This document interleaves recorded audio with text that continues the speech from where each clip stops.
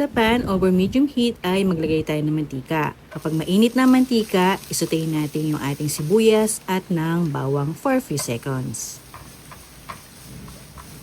Sunod naman ay maglagay na tayo dito ng karne. Pero ito ay optional lamang. Kung ayaw nyo naman karne ay pwede namang hindi maglagay. Or kung gusto nyo na medyo may konting protein ay pwede kayo maglagay dito ng tokwa. Timplahan lang natin to ng konting asin at paminta at lutuin lang natin yan for a few minutes. Once luto na ang karne ay pwede tayo maglagay dito ng gulay kagaya ng carrots at ng green beans. And then saute lang natin yan for a minute. And after a minute, pwede na tayo maglagay dito ng toge. Lutuin lang natin yan for another minute.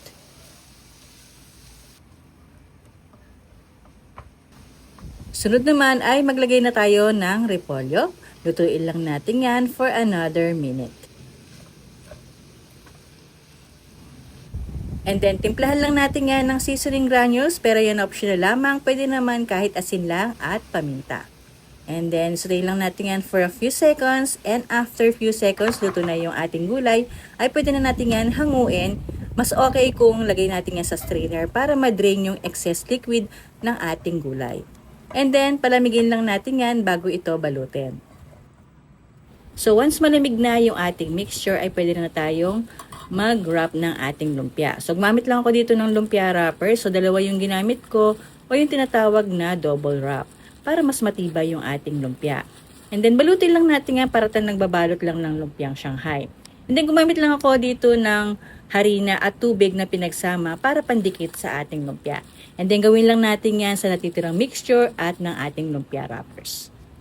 Umabot ka ba sa part ng video na ito? At kung oo, huwag mo kalimutan mag-comment sa baba kung taga saan kayo para malaman ko kung hanggang saan inabot ang video na ito. At kung bago ka pa lang sa akin channel, huwag mo kalimutan mag-subscribe at i-like at i-share ang video na ito. Maraming salamat! Once nabalot na natin lahat ng ating lumpia, ay pwede natin itong prituhin over low heat until mag-golden brown and crispy.